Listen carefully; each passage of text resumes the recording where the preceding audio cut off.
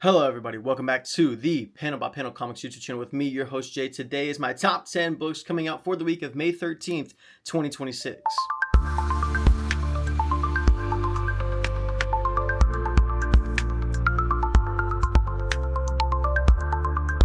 But before we get into the video, if you guys enjoy comic book content all throughout the week, you've come to the right place. Please go ahead, hit that like button and that subscribe button as well so you never miss out on daily content every day except for Thursdays and the weekends, but there are shorts posted all throughout the week for you guys. So let's go ahead and get into it. But before we get to my top 10, here are 4 books that didn't quite make my top 10, but are still some very notable comics. First, we have Spawn 375. This is a pretty big issue as Todd McFarlane is leaving the book after this issue, or at least he's not going to be the main writer.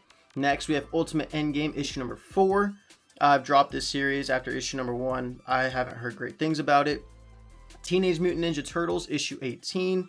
And then finally, Geiger issue number 23. The final for that little mini arc with the Northerner. And then Geiger's going to take a bit of a hiatus and then come back brand new in a couple months. But kicking off the top 10, we have Amazing Spider-Man Death Spiral. This is Body Count, a solo shot / issue 1. This is the scariest new villain, Torment, in the Marvel Universe. He finally gets his story told. He's hunted Peter Parker, Mary Jane, Eddie Brock, killing his way to get to them. And now we get to find out what forged this serial killer. How did he come to be? How is he different from Cletus Cassidy? And find out all in this one shot. It is written by Charles Soule and the art is done by Kev Walker. So hopefully we find out who Torment actually is, because we still don't really know who it is. And is he dead? Is he not? That also is up to interpretation. I assume that my guess is that he's probably dead, because we saw him fall off of a cliff. Sorry, I need to move you guys down a little bit there. And I don't know if he's dead. I think he is, but it could be all up to interpretation, whatever you guys think. But that comes in at number 10. Coming in at number 9, we have another Marvel book. We have Black Cat issue number 10.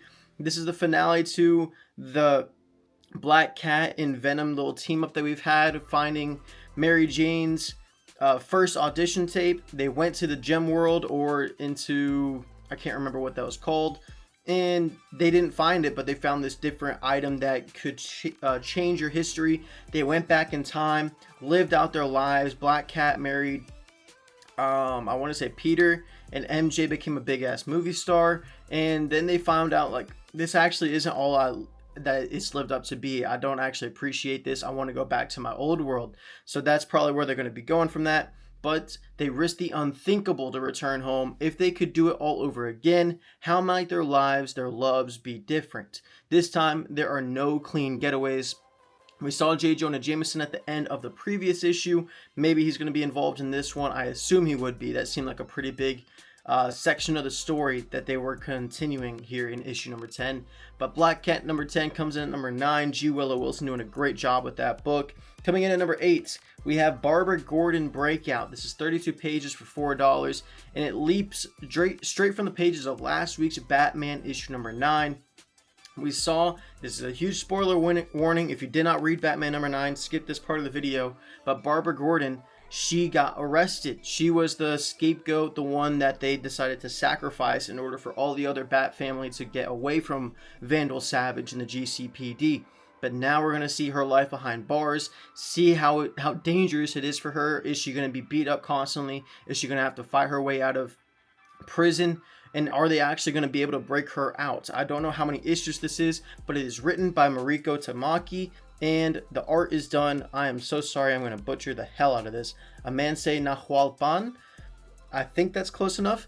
But anyways, the synopsis says, after Barbara Gordon is arrested for aiding the Bat family, she is shipped off to Supermax GCPD Commissioner Vandal Savage's pet project prison for all who oppose him. She will find herself alone, surrounded by dangerous criminals and equally dangerous guards. In a place where nothing is what it seems, the true danger is just beginning. So we're going to see Vandal Savage's new prison that he has created after becoming the GCPD commissioner, after getting the backing and support of the mayor, Pamela Eiley, Poison Ivy.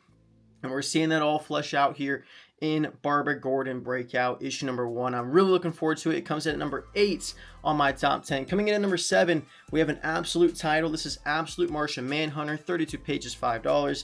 Denise Camp and Javier Rodriguez, of course, the writer and the artist slash colorist. This is Who's Behind the Agency. We saw at the end of the last end of the last issue rather, John is really battling the demon of the White Martian, and the White Martian is in control of the son of John. I believe his name is Tyler, and his wife as well, Bridget. So we know that they are going to be main characters in this story, as well as Despair the Zero. It seems like Despair is kind of just always going to be there for John, just that little extra mental health that he doesn't have under control. This series has been tremendous from start to finish. It's been one of the best books that I've read in the past year, and for good reason. I highly recommend that you guys get on this. Pick up the trades whenever they come out. I already picked up issues 1 through 6, but I still got the trade because it looks so good. But guys, this comes in at number 7. Still one of the best books coming out week to week, and I can't wait to see how it all unfolds, as this is the penultimate issue to the finale coming out next month. Coming in at number 6, we have another Denise Camp book. This is Bleeding Hearts, issue number 4. This is 32 pages for $4. Now this is titled, Will Poke's Best Friend Betray Him? We saw in the last issue with Poke, he's helping these humans survive and evade the zombie horde that is surrounding the school that the two humans currently are hiding out in. How do you bond with a human when you have little humanity yourself? Poke is figuring it out firsthand. But his best friend Mush is starting to notice. Poke is disappearing all the time, and when he's around, he's barely interested. Doesn't he want to celebrate the devouring of live one flesh? Poke has a tough decision to make, but the collision of his two worlds might end up making it for him. Now, I'm kind of like on the fence. I'm like, are the zombies going to eat Poke if they find out that he's actually just been a traitor and hiding out these humans? Or are they just going to try to kill him? I don't know how that would work, because zombies obviously can't be killed unless... I don't know. I've never seen zombie on zombie crime before, so I'm kind of looking forward to that. Denise Camp has written a really good book, and it's been good through the first 3 issues. I'm sure it'll be good here in the 4th issue. That's why it comes in at number 6. Denise Camp, keep killing it, man. You're doing a tremendous job. Kicking off the top 5, we have an Image book finally. We have Transformers, issue number 32, 32 pages, $4. Robert Kirkman is the writer. Jason Howard doing the art on this issue. This one is going to be focused more around Alita 1 and her Autobot team getting revealed. Alita returns to Cybertron with a surprising new Autobot team, and their first mission is to defeat the Decepticons led by Shockwave. Can an unexpected weapon turn the tide in their favor? So this isn't going to be a whole lot of a whole lot of Optimus, a whole lot of Zoe, I can't remember all their names. Spike. That side, the Earth side, is not going to be huge in this issue. This is going to be more focused on Cybertron and the Autobots versus Decepticons, with the new Autobot team led by Alita Prime, who, if you did not know, is the new Prime. She took over for Optimus after she basically fought him and said, hey, you don't care about your home planet anymore. You're not worthy of being a Prime. Optimus felt that she was kind of right, so he gave her the title of Prime, and now Alita 1 is the new Prime. Interesting to see how this battle plays out here in issue number 32. Kicking off the top 4, we have Iron Man, issue number 5, 32 pages, $5, legacy numbering 685. We're going to get the advanced Iron Man in this issue. We saw him almost take out, if not definitely take out, the winner of the Stark Award, Adam Ware, in the previous issue. And I don't know if he's dead. I'm sure that will get revealed in this issue. But Iron Man, Tony Stark, is going to be doing battle with the advanced Iron Man, powered by Fixer. We're also going to get more Madam Mask, as AIM is the big enemy in this Iron Man series, written by Joshua Williamson. Still have Carmine Carnero doing the art.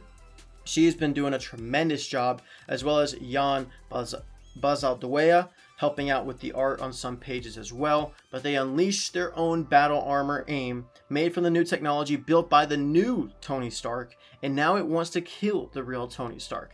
Tony must confront his own nightmares before he can survive, but even if he makes it out of this one alive, he will witness the creation of his newest enemy. And that might be Adam Ware becoming a bit of an enemy because he got shot in the side of the head. He was a good person before. Maybe some sort of biological, chemical imbalance happens and he becomes a new villain. I'm very interested to see if that's the path that they're going to take, or if they're just talking about this advanced Iron Man character with the Fixer. But I think Adam Ware might become a villain. I think that's a big part of this new Iron Man title with Joshua Williamson, and that's kind of why it comes in so high in my top 10. I'm looking forward to that. We'll see what happens whenever it comes out. That is number 4 on my top 10. The number 3 book is Captain America issue number 11. This is 32 pages for $5. Legacy numbering 782. We are still building up to the Avengers Armageddon event. We are a little less than, I believe, 1 month away. I think it comes out either the first or second week of June. Not quite sure. Might even be the third, if I'm being honest. But Doom's ultimate weapon is revealed on the road to Armageddon. Steve puts aside his mission to protect Victor Von Doom's ultimate weapon from both the US and Latveria, because we know Salvation is Latveria's, head right now, and then the US Army's head is Red Hulk Thunderbolt Ross, who's going to play a huge role in Avengers Armageddon, at least I'm assuming, because he is front and center in the cover page for issue number 1, Avengers Armageddon. But this is going to put him on a dangerous collision course with Red Hulk's all-new All-Hulk strike team. But there are some wars not even Captain America can win. Witness the sparks that start the fire of Armageddon in this can't miss issue. One of the biggest issues coming out for Marvel of this entire year. It is setting the tone for Avengers Armageddon coming out in this summer. I cannot wait for Armageddon to be here. I hope it comes out while I'm here, because I'm going to be taking a trip to the U.S. Virgin Islands. That'll be a whole lot of fun. That's like my first week of June. Can't wait for that. I am going to be a little disappointed I won't be able to get comic books for that week, because I'm going to be gone for like 10 days. But we'll see how that goes. But of course, the writer, Chip Zdarsky, doing a tremendous job on this series, and Valerio Schiti is the artist. Red Hulk looks to be a main character, and also it looks like that Victor Von Doom that we saw at the end of the previous issue, that looks to be a little baby clone. Not quite sure what that means for the rest of the Marvel Universe, but it is always a good little plug, because the Marvel Universe can't live without Victor Von Doom, let's be real. But that's top 3. Coming in at number 2, might be a bit of a shocker, at The Fury of Firestorm, issue number 2. 32 pages, $5. This book was just so good. The first issue was absolutely fantastic. I couldn't put it anywhere higher than number 2 because of the book that is coming out this week. That's going to obviously be number 1. But this is titled, Who is Ronnie Raymond? Who is Ronnie Raymond, and how did he become the powerful nuclear man Firestorm? Is there an answer in the past that sheds a light on how he went rogue? Who knows? But Jeff Lemire doing a tremendous job with this book. Rafael de la Torre doing a great job on the artwork. We saw the flashbacks from the mind of Ronnie Raymond in the previous issue. And also, it looks like the Firestorm actual thing, the actual scientific creation, is sentient, and he is taking over the body of Ronnie Raymond. And the search for Dr. Stein, I believe his name is, I always forget, but the doctor side of Firestorm with Ronnie and the doctor, they're going to be looking for him. When I say they, I mean the U.S. military and the lover of Ronnie Raymond, who I am forgetting the name on. But The Fury of Firestorm was a fantastic issue 1. I'm sure it'll keep the pace up here with issue number 2. And shocker, coming in at number 1, it's going to be number 1 for the rest of its history, I assume. It's going to be Absolute Batman, issue number 20. 32 pages, $5. We are getting the actual technical first appearances of the Robins, Jason Todd, Duke Thomas, Dick Grayson, and Jason Todd, and I believe maybe one more. Tim Drake, and Stephanie Brown. So we're getting a whole lot of different Robins in this issue, as we saw in the previous issue of Absolute Batman, which kicked off the Scarecrow arc. It seems like Scarecrow is going to take a bit of a hiatus on this issue, and it's going to be more focused on Deadshot, or Deathstroke rather, taking his new Robin soldiers and sending them to take on Batman. Since Batman is enemy number 1 for Joker's new Gotham, the way that he has really constructed all these allies around him, anybody that you could think of that is a villain of Batman works for Joker or Grimm. And it's been so good, Jack Grimm. So we're going to get all the different Robins. Barbara Gordon, Mayor Hill is now the new mayor. After we saw the death, an absolutely insane cliffhanger or just turn of events for the Absolute Batman universe with Jim Gordon dying in the previous issue. And I'm sure that's what the title of this talks about. A tragic loss rocks Gotham City. That's going to be the death of Jim Gordon. And how is Barbara Gordon going to react from that? Because it looked like Batman killed Jim Gordon. And Barbara Gordon is somewhat close with Batman. She likes to think that they are friends, that they are allies. But she doesn't know that it's Bruce underneath the mask. Jim knew because he found out with his detective skills, but Barbara has absolutely no clue. How is that going to play out? Is Bruce going to reveal himself to Barbara Gordon in this issue? Is she going to be an ally? Is she going to turn a villain because of Batman killing her father? Who knows? But that's why it comes in at number 1. Scott Snyder doing a fantastic job on this series. And we get Nick Dragotta as the artist, and of course Frank Martin on the colors. Frank Martin, probably the best colorist in the entire comic book game right now. Nick Dragotta, Scott Snyder, a perfect combo. They are doing a fantastic job with Absolute Batman. But guys, let me know down in the comments what book y'all are looking most forward to, and keep remembering to read those comics panel by panel. And I'll see you guys Wednesday tomorrow for a new comic book day.